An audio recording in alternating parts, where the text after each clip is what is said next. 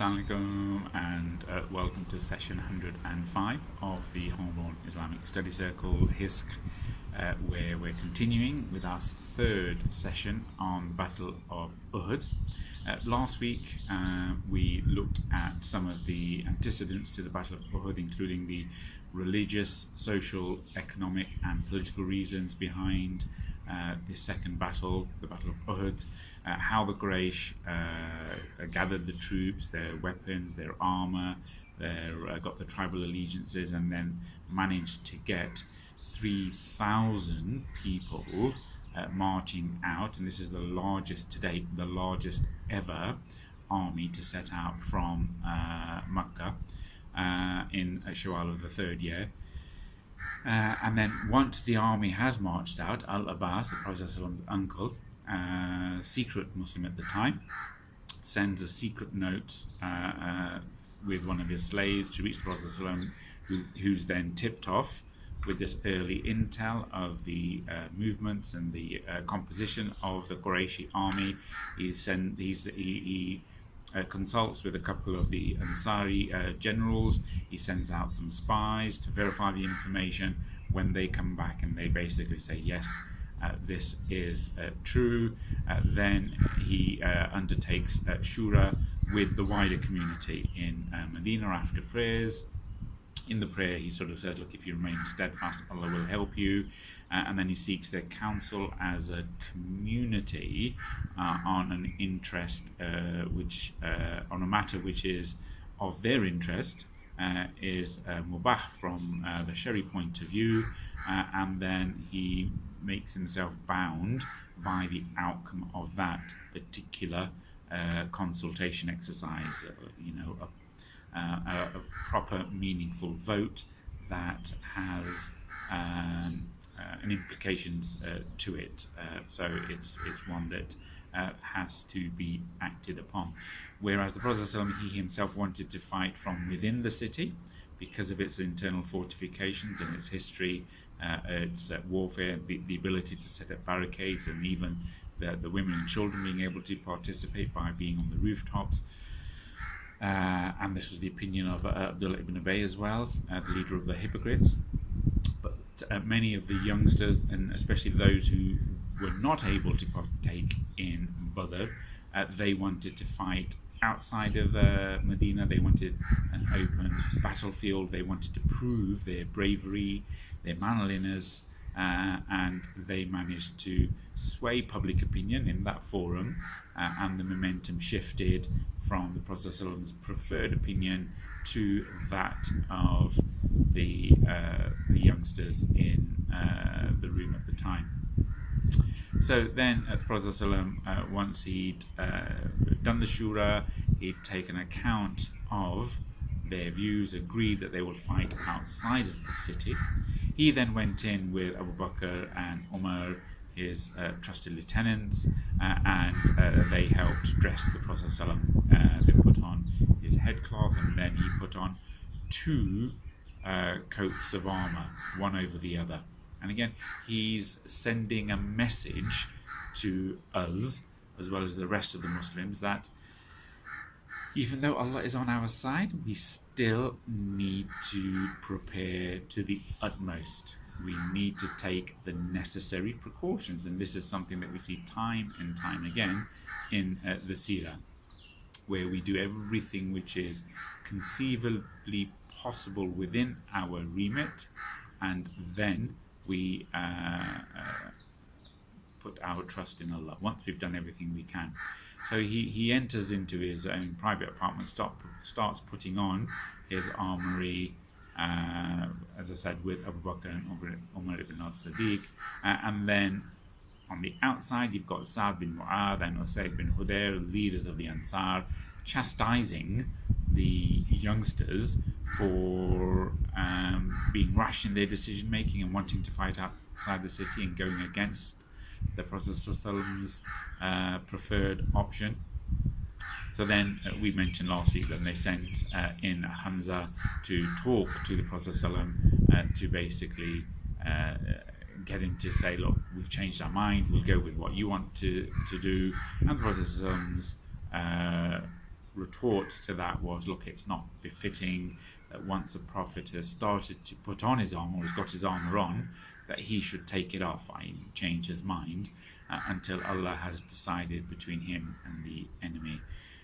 So again, he's done everything that he can. He's done the shura. They've made this collective decision, and as a collective, they need to stick to that. And the Prophet, as the leader, needs to demonstrate leadership and stick by that decision and not chop and change. And that in itself gives reassurance to the people who are literally putting their lives on the line for him. So it's really important that he undertakes this in the right manner. And again, the Prophet, these actions are here as an example for us, and things that we can learn in terms of how we live our life, how we prioritize things, how we undertake consultation, and how we do important decision making. So the Prophet he gets the Muslims to gather their things and to march out. And the Prophet he divides the Muslims into 3 battalions. So as we've seen before, this time though, the Muhajirin, that battalion was under the command of Musab ibn Umair al-Abdari, again because of his heritage, and again being held in high esteem. So Musab was in charge of the Muhajirin. The Ansari, they were under the different battalions, the Aus and the Khazraj. The Aus were commanded by Usayd bin Hudayr, who we just heard of, who was ticking off some of the youngsters. So the Aus were commanded by Usayd, and the Khazraj was, their battalion was commanded by Al-Khubab bin al-Mundhir. So these were sort of the leaders. The Prophet ﷺ then marched out with 1,000 fighters. 100 of them were in armor, and another 50 on horse, or the cavalry. And then he appointed Maktoum to lead the people in Medina in their prayers. So you've got someone looking after their affairs. And then the departure was announced, and then the battalions moved north out of the city.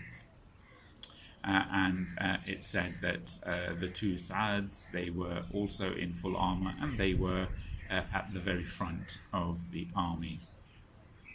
And then they're marching towards Uhud. Now, Uhud in itself, it's not a single peak. And for those people who've had the blessings to visit Medina and even visit Uhud, they'll see that it is a huge sort of mountain range, a series of peaks, and it stretches, I don't know, probably over a mile. I've not checked on Google Maps, and it's quite deep in itself, and it's well outside the city, probably 2-3 miles, at least a couple of miles outside of the city where the Prophet's masjid is.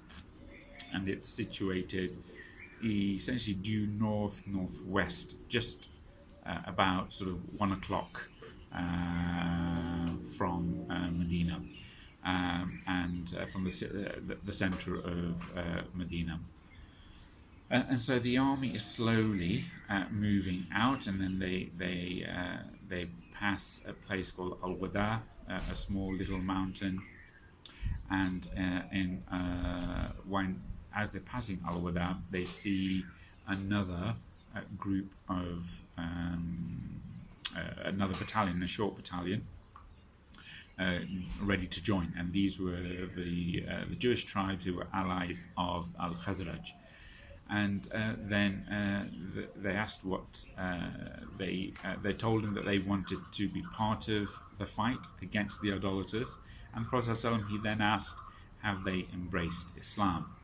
And they said no. So then he refused to have them join the army, saying that they do not seek the assistance of disbelievers against the idolaters. So although they had prepped themselves Prophet ﷺ wanted to keep this, and again, he's setting an example for us, and things that we can learn, that if we're fighting the fight against the disbelievers, it needs to be a core of Muslims and Muslims only. We do not take the help and support of the disbelievers against the mushrikeen.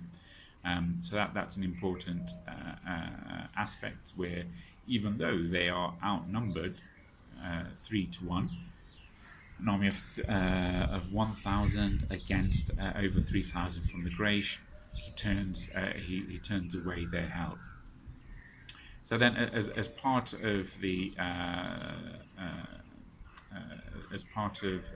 the journey, they stop at a place called Ashqain, and then he inspects the army. Now that they're out of Medina, now that they're on their way to battle, but they're close enough to Medina should they turn anyone back. And then sort of he inspects the whole army, 1,000 there, and then he turns away people that he considers to be too young.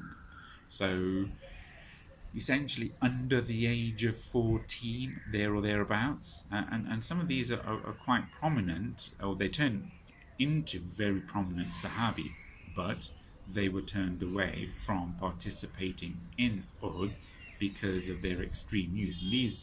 And these are people who wanted to fight. They're part of the army. They've kitted themselves out, they've psyched themselves up, and they've joined the ranks. And these include Abdullah ibn Umar ibn al-Khattab, you've got Usama bin Zayd, you've got Usayd bin Zahir, you've got other great Sahabi like Zayd bin Thabit, Zayd bin Arqam, Araba bin Aus, Amr bin Hazam, Abu Sa'id al-Khudri, Zayd bin Haritha al-Ansari.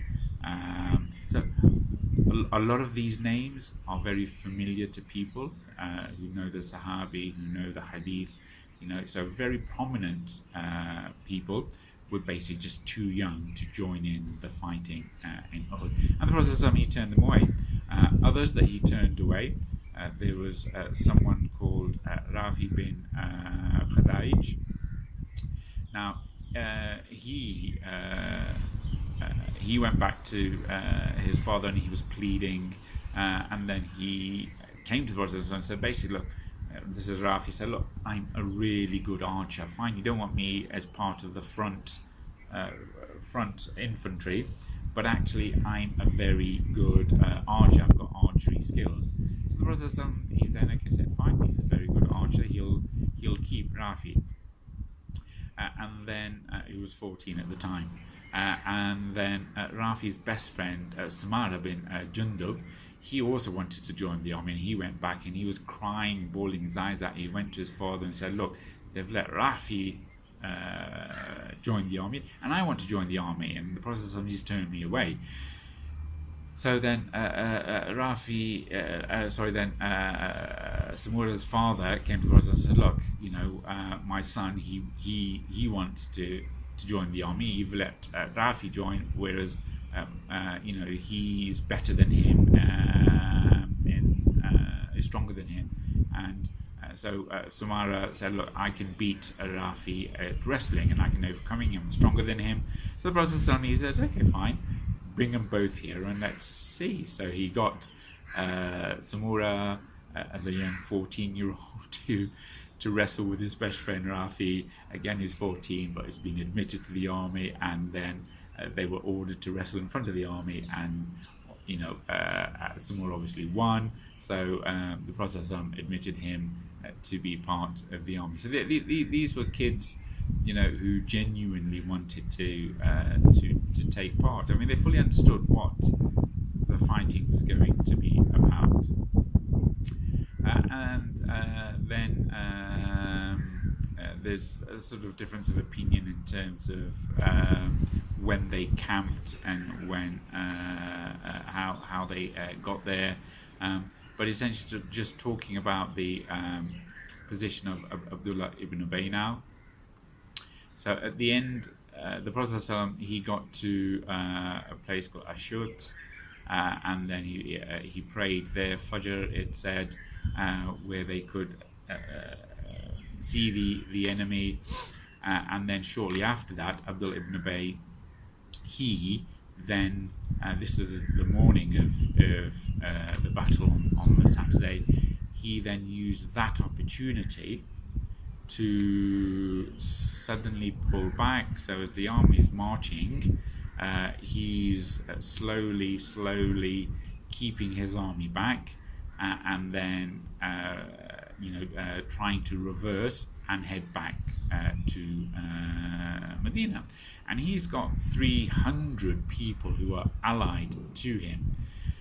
And then this is quite clear that this is a specific tactic that Abdullah ibn Ubay, whether he plotted with the Quraysh or not, we don't know, but he chooses this point in time, just before the battle, to openly withdraw his army and take them back to Medina.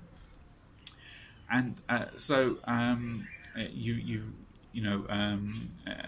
you've got people who were then influenced by this, and this was the whole point. This was a tactic used by Abdullah ibn Ubay.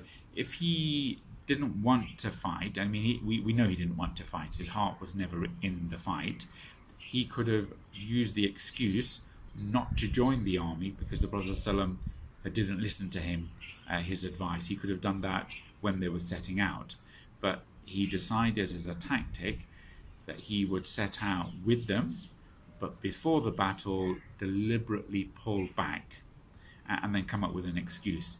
And this tactic is to essentially cause confusion in the mind of the Muslims, a disorder in their ranks, produce bewilderment when they've got the enemy in the sight, and basically to cleave the Muslims in two. So from a position of, even though they're slightly weak with only 1,000, to really demoralize them and cause dissension in their ranks. And his hope was the Battle of Uhud would then wipe out the Muslims, and certainly a large majority of the Muhajirin and his top supporters, and then he can reclaim leadership of Medina that he felt was rightfully his when the Prophet ﷺ entered. So then Abdullah bin Haram, the sort of father of Abdullah, father of Jabir bin Abdullah, he rode up to Abdullah bin Ubay and said, well, what are you doing? Come and fight, or at least defend the Prophet ﷺ. And then he started to remind them that fear Allah and don't leave your Prophet when the enemy is about to attack. Didn't you promise that you would protect him?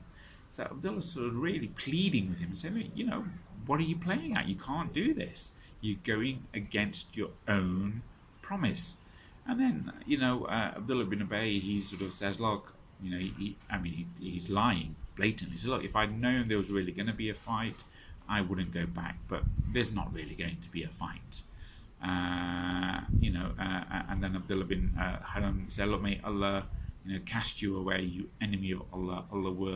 Allah will certainly suffice with His Prophet. So he knew his game, and Allah refers to this in the Qur'an quite clearly that that this was that Uhud was so that he might test the hypocrites.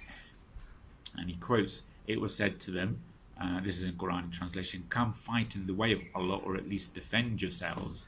And they said, the hypocrites, Abdullah ibn Ubay, and Allah again is quoting Abdullah ibn Ubay. I mean, this is really insulting. He quotes him verbatim. This is the dictaphone aspect. Had we known that fighting will take place, we would certainly have followed you. But that day they were nearer to kufr, to disbelief, than to iman, saying with their mouths that which was not in their hearts, and Allah has full knowledge of what they concealed.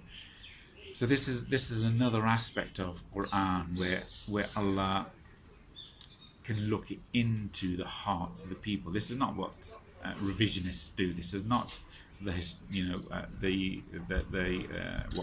what historians, modern day historians do, or other historians, they can't actually delve into the hearts and the intentions of people, and Allah is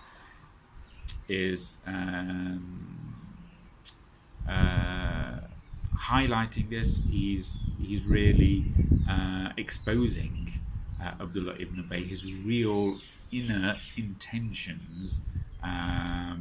So Abdullah ibn Ubay's tactic briefly worked. You know, there were a couple of other tribes, Banu Haritha of the Aus and Banu Salama of the Khazraj. They started to think, well, if Abdullah ibn Ubay is pulling back and he's got a third of the army nearly, what should we do? And so there was confusion in their ranks, and this is what Abdullah ibn Ubay wanted, and portions of them were about to withdraw. But then Allah saved them from ultimate disgrace. And Allah mentions this in the Qur'an. He said, look, when two parties from amongst you were about to lose heart, but Allah was their supporter, their wali, and in Allah the believers should put their trust. So what's happening there is essentially, you know, Allah saying, look, I will be the helper of these people, and these people are quite proud of the fact that Allah then you know, says that, you know, He is their supporter. So, you know, He brings them back. Allah subhanahu wa ta'ala brings them back from the precipice. Then after that, another group from amongst the Muslims. So you can see the chaos that's happening in the Muslim ranks. Another portion of the army says, look, we should go back and we should fight Abdullah ibn Ubay and then go to Uhud. I mean, this is deserting the army. This is clearly, mutiny. And so we should fight them first, and then we should go to Uhud and fight the Quraysh. And then another group said, no, we should fight the Quraysh first, and then we should go back and deal with these, people later on. And these discussions are extremely valid in this situation. And Allah again refers to this in the Qur'an, and we'll talk about this when we review what the Qur'an says about the war. And what Allah says in translation, why have you disagreed about the hypocrites and divided into two groups? Now, although, as I say, this is a sensible argument, Allah's trying to say, look, this is not the right time or place. So after all of this, the plotting of Abdullah ibn Ubay didn't quite work.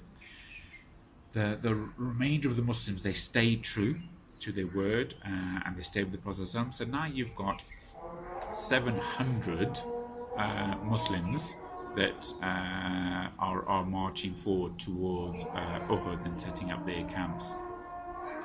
And again, here now you've got a situation where in the world there are less than 1,000 Muslims, little over 800, 850 fighting men. You've got those people who are in Abyssinia, and then you've got all of these Muslims who are here in Medina marching out to fight. Obviously, there are a few other tribes that have given their allegiances, but essentially there are not that many. So the remainder of the army then push forward towards Uhud, and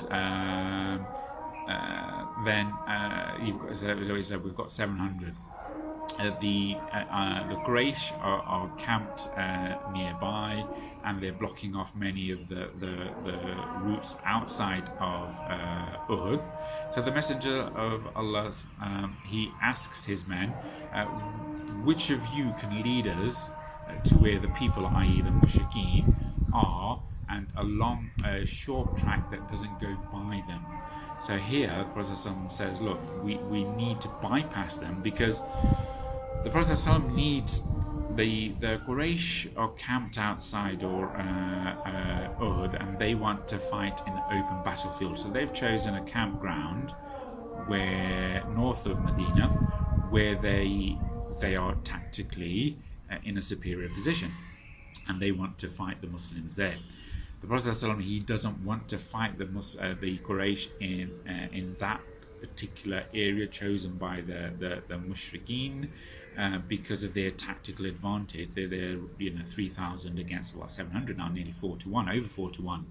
So he needs to choose somewhere else to fight. So he asks, have you got a guide who can take us to Uhud, but from a different route? And then Abu Khaytama, he says, "O Messenger of Allah, I'm the man you need." So then he takes them to a different, off the beaten track path to Uhud. And then they pass by Hara Bani Haritha and their farms. And on the way, they passed by a field of, or a garden field of Marba bin Qaizi, who was a blind hypocrite. Now, Marba, when he could hear the people marching through his farm land, he said, "Look, you guys, if that is Muhammad and his followers, I forbid you from trespassing on my land." And the Prophet ﷺ, he just ignored them, and then he carried on with his army. Again, there's things we can learn from that. And then Marba, he picked up some dirt and he started throwing it around, and goes, by Allah, if I knew that by throwing this I would throw this in your face, O Muhammad, I would do so. So some of the Muslims, obviously, they rushed to strike him down. I mean, this is utter treason, and again, they've not encountered open hypocrisy from people who said they're Muslims like this before. So the Prophet, he calmed them and said, "Do not kill him. He is blind both in the heart and in his eyes." So the Messenger of Allah, they went on and they climbed through this area, and they got behind the army of the Quraysh, and they sort of ended up in Uhud, and in the little sort of cozy area of Uhud, where they're camped there. They turned around and they're now facing Medina. They've got the mountain range of Uhud behind their back, and sort of in a C shape. They're sort of enveloped, or by Uhud with it at its back. Tactically, again, that has pros and cons. Obviously, the cons are there's no escape route. Should they be overwhelmed, they can't really run effectively and be chased up the mountain. So there are pros and cons about camping there, but the great advantage is that the design of where they are, they can maximize their inferiority numbers by forcing and inshallah next week I might draw a map, forcing the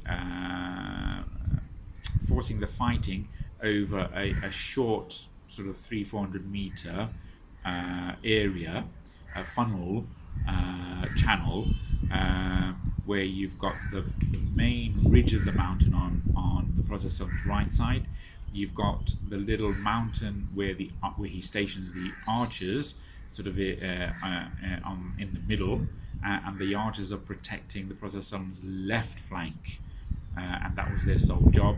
So it forces the Quraysh to fight, in this narrow channel, and therefore the superiority of numbers that they have, 4-1, over 3,000, they are forced to fight within this little wedge-shaped area, and that allows the Muslims to maximize their army and to force their way through the Quraysh. So again, this was the tactic. So the Prophet ﷺ didn't want to fight in the open battlefield. He then chose Uhud, and then because he's now camped there, the Quraysh obviously have to meet him there, and not where they thought they could, where they would want to fight. So again, with you've got the two sides fully blocked off. The third side, you've got the small mount where the archers are blocking off that avenue, and then you've just got the narrow opening where the main fighting happens.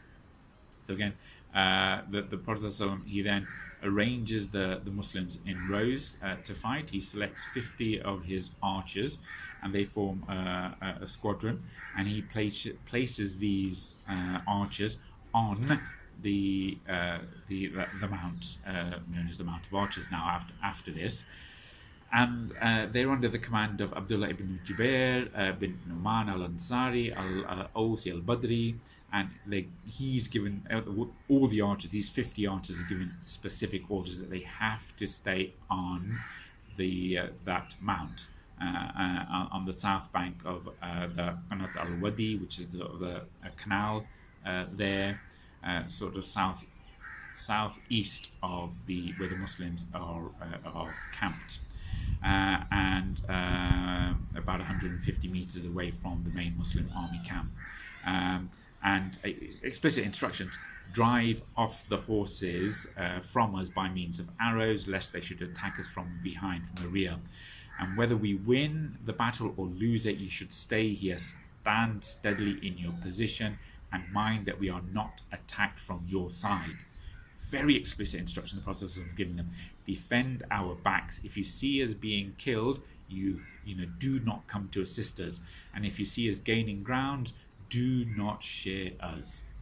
You can't get more explicit than that. And in Bukhari, it's said, look, even if you see us snatched into pieces by the birds, by the vultures, do not leave this position until I send for you.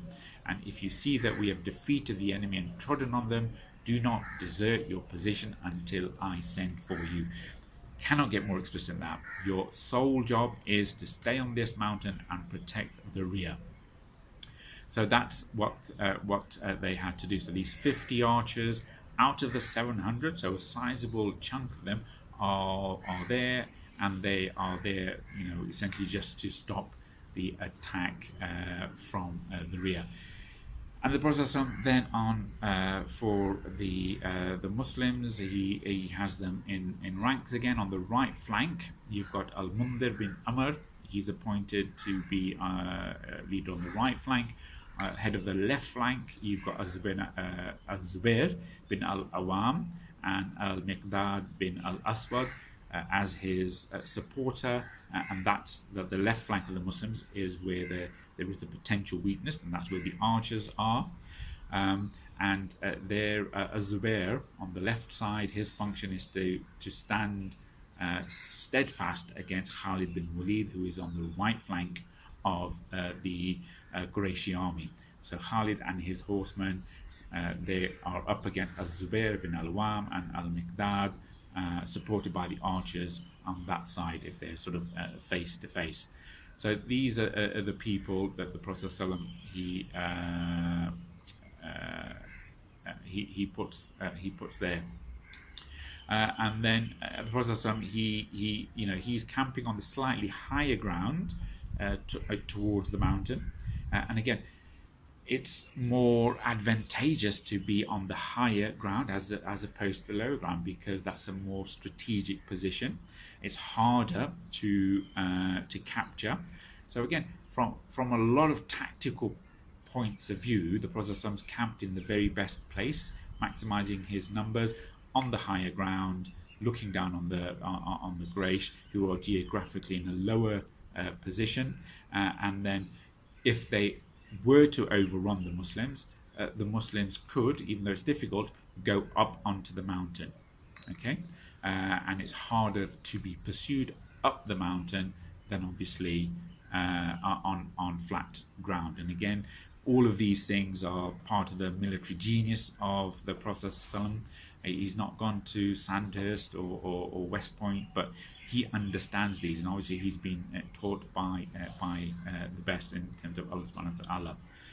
So we'll sort of finish it there, where the Prophet ﷺ, he's camped, he's fortified his positions, he's given explicit instructions, and then next week we'll talk more about the actual commencement of the battle. And again, it starts with a mubaraza, sort of the duel, hand-to-hand champions combat, as it were, and then we'll see how the Muslims initially repel, and then how the tide turns with Khalid bin Walid.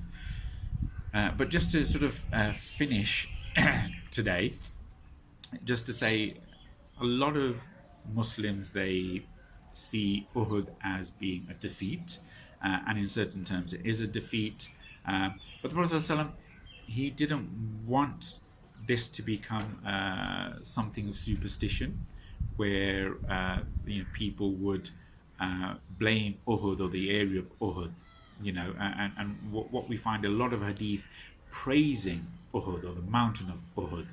And again, it's to change the relationship that Muslims have with this area, with Uhud, the mountain, the battlefield, and the Prophet ﷺ said, Uhud is a mountain of Jannah. Whether that means it will be physically transported there or its origins are from there, it's ambiguous. But what's clear, the Prophet is Uhud is the mountain of Jannah. It is beloved. Okay. Other hadith says, when he's coming back from another battle, he sees Uhud, he cheers up and he gallops faster on his camel, and he says, Uhud is a mountain that loves us, and we love it. So it's part of our iman to love Uhud. And finally, on sort of a famous occasion, the Prophet ﷺ, he was climbing Uhud, and with him he had, Abu Bakr, Umar ibn al-Khattab, and Uthman ibn Affan. And then there was a slight tremor, a mini earthquake, a tremor that Uhud was trembling. So the Prophet ﷺ, he stamped on it and he hit his stick down and said, "Calm down, Uhud. Don't you know that on you have a Nabi, a Siddiq, and 2 Shaheed?" And then obviously Uhud calmed down after that.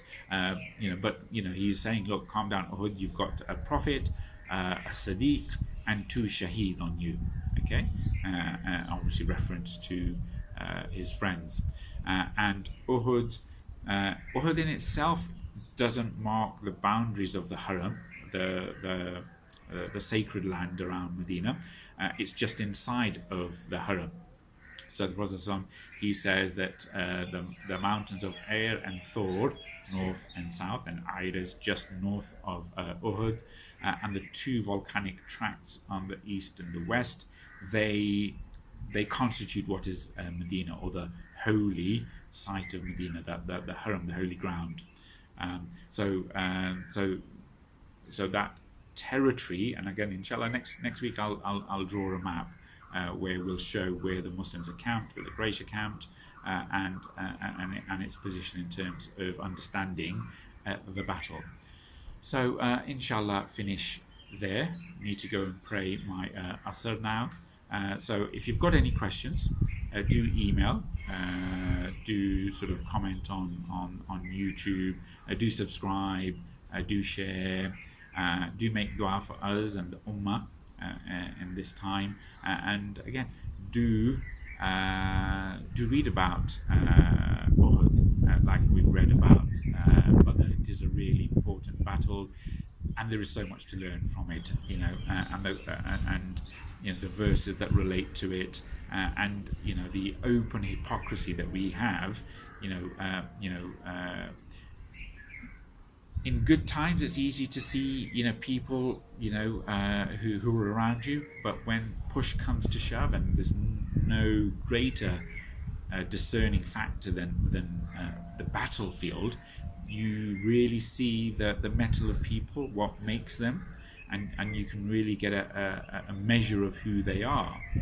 And in these extreme situations, and here you have Allah telling us the benefits and virtues of this battle, is that basically sorting out the wheat from the chaff. So when times are hard, you can see how these people, what they're really like.